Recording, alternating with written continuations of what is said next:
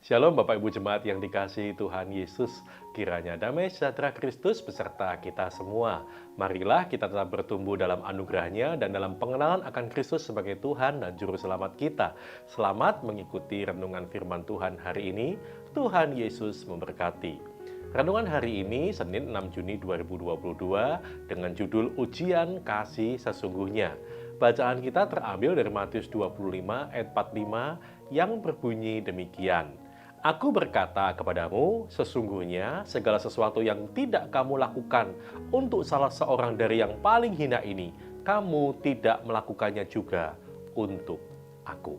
Bapak, Ibu, dan saudara sekalian, banyak di antara kita sudah merasa diri sebagai orang yang rohani atau memiliki tingkat kerohanian yang tinggi hanya karena kita rajin beribadah, terlibat aktif dalam pelayanan, atau bahkan sudah melayani di atas mimbar, baik itu sebagai pengkhotbah, pemimpin pujian, atau sebagai singer. Kita berharap bahwa dengan melakukan hal-hal di atas, kita akan menyenangkan hati Tuhan, dan Tuhan akan memberikan pujian kepada kita. Belum lagi kita merasa hebat karena mendapat pujian dari orang-orang yang ada di sekitar kita, karena pelayanan-pelayanan yang kita lakukan. Tetapi mari kita perhatikan apa yang Tuhan Yesus katakan dalam Matius 25 ayat 42 dan 43. Ketika aku lapar, kamu tidak memberi aku makan. Ketika aku haus, kamu tidak memberi aku minum. Ketika aku seorang asing, kamu tidak memberi aku tumpangan. Ketika aku telanjang, kamu tidak memberi aku pakaian. Ketika aku sakit dan dalam penjara, kamu tidak melawat aku. Pendengar perkataan Tuhan Yesus ini, semua orang pasti akan terperanjat dan menyangkal bahwa selama ini mereka tak pernah melihat Tuhan Yesus dalam keadaan seperti yang disebutkan itu.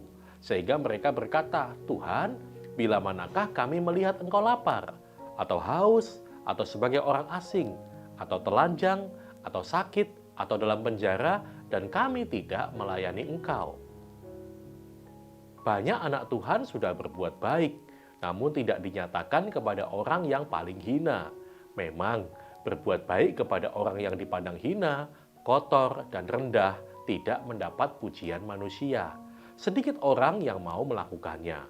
Umumnya, kita berbuat baik kepada orang yang juga berbuat baik kepada kita, alias mereka yang memiliki kontribusi bagi kita. Perbuatan baik cenderung didasarkan pada untung rugi, atau kita berlomba-lomba untuk berbuat baik kepada orang kaya, terpandang, atau orang besar supaya kita beroleh perhatian. Tuhan memperingatkan kita dengan keras agar kita memiliki kepedulian kepada mereka, orang-orang yang berkekurangan. Itulah yang kami rasakan ketika menjadi bagian dari tim Anugerah Berbagi Kasih. Setiap hari Sabtu memberikan makan siang bagi mereka yang berkekurangan. Mereka memang tidak bisa membalas kebaikan kita, tetapi dengan melakukan itu, tanpa sadar kita melakukan apa yang Tuhan Yesus katakan di ayat yang 25. Sebab ketika aku lapar, kamu memberi aku makan. Mungkin kita juga bisa berkata, kapan Tuhan kami melihat Engkau lapar?